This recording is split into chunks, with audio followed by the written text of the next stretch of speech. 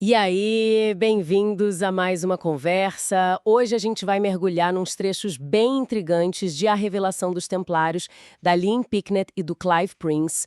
Temos aqui partes do livro, introdução, agradecimentos, pedaços de capítulos. É um material que, olha, mexe com muita coisa que a gente acha que sabe.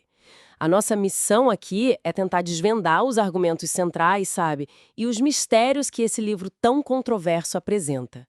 Ele começa com uma investigação sobre o Leonardo da Vinci, mas, tipo, rapidinho já conecta ele com sociedades secretas, com ideias consideradas heréticas na época, e propõe uma releitura da história religiosa que é, assim, bem diferente. Promete, né? Vamos lá. O ponto de partida, então, é o Leonardo. O livro diz que enquanto investigavam a relação dele com o sudário de Turim, os autores acabaram encontrando pistas de heresias que guiavam o trabalho e as ambições dele. Falam até de um código secreto escondido em obras famosas, tipo A Última Ceia.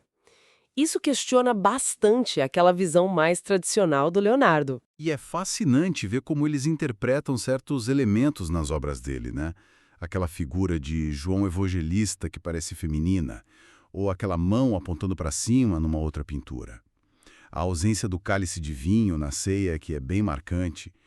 Para eles, nada disso é por acaso, sabe? Seriam mensagens cifradas, um código mesmo, de uma corrente religiosa meio herética, talvez gnóstica, que o Leonardo seguiria.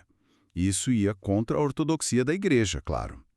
Desmonta um pouco aquela imagem que a gente tem do Leonardo só como o cientista, o gênio racionalista. Total. E essa investigação leva direto para onde? Para o Priorado de Sião.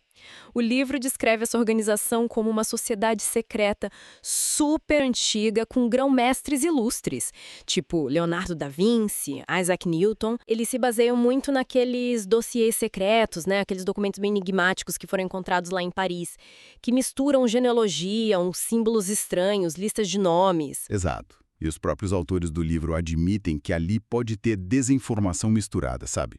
Talvez até de propósito, como um teste do priorado para ver quem se interessava de verdade. Mas a análise do livro vai além daquela ideia mais conhecida de que o priorado só queria restaurar a dinastia merovingia na França. Eles sugerem que as motivações seriam bem mais profundas, ligadas ao ocultismo, ao gnosticismo, aquela busca por conhecimento secreto para a salvação, hermetismo, alquimia. O livro até relata uns contatos que os autores tiveram com supostos membros atuais.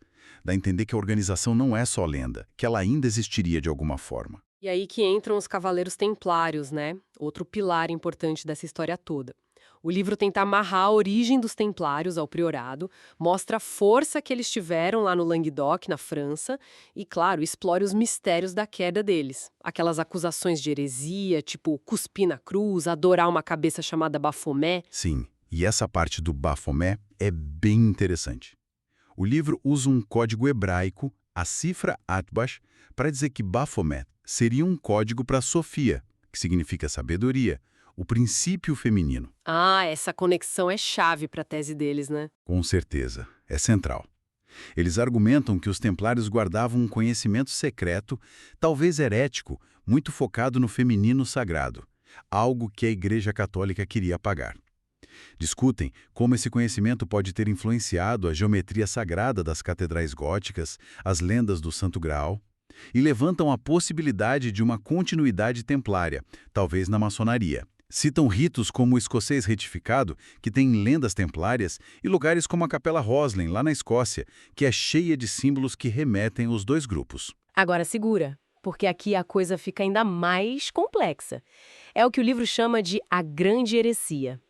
A ideia central é que João Batista seria, na verdade, mais importante que Jesus. E, junto com isso, uma reavaliação total de Maria Madalena. Exato. Ela não seria a pecadora arrependida da Bíblia, mas talvez a esposa de Jesus, ou uma parceira iniciática dele, uma figura central mesmo. Talvez ligada a cultos de deusas antigas, como Ísis. Falam de uma tradição joanina secreta. E para sustentar isso, o livro aponta várias coisas. A obsessão que Leonardo da Vinci tinha com a figura de João Batista nas pinturas dele. Os vários grão-mestres do priorado que teriam o nome João. Textos gnósticos, aqueles descobertos em Nag Hammadi, no Egito, que colocam Madalena como discípula favorita de Jesus, super importante. A perseguição aos cátaros, né?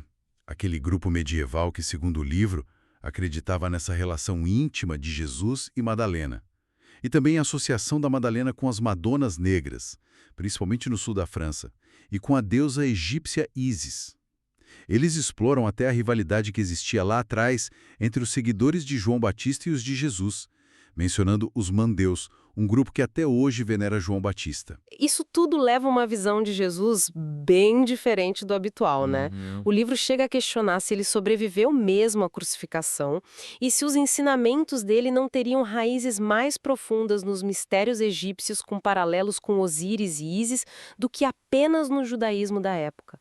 É uma virada em tanto no roteiro tradicional. Pois é, a tese final que o livro costura é que o cristianismo como a gente conhece hoje pode ter, assim, editado ou suprimido elementos anteriores, elementos egípcios, gnósticos, joaninos, e nessa tradição secreta que eles descrevem, a Madalena, representando talvez Sofia ou Ísis, e o João Batista teriam papéis cruciais, talvez até mais centrais que o próprio Jesus. A religião original seria mais ligada à deusa, a rituais mágicos. E para amarrar as pontas, eles trazem Rennes-le-Château, aquela vilazinha lá na França, super misteriosa, seria um lugar onde todas essas linhas de investigação, templários, cátaros, Madalena, segredos ocultos parecem se encontrar. Muito por causa da história daquele padre, o Saunier, e a fortuna súbita dele no século XIX. Então, resumindo a ópera, a revelação dos templários leva a gente numa viagem por códigos em Leonardo da Vinci, segredos de sociedades como o priorado e os templários, propõe uma releitura chocante do papel de João Batista e Maria Madalena e questiona-se em pilares importantes da história cristã que a gente aprende. É aquele tipo de livro que, olha, concordando ou não com as teses, te deixa pensando, te instiga a querer saber mais, provoca, né? Sem dúvida, exatamente. E fica a reflexão, eu acho.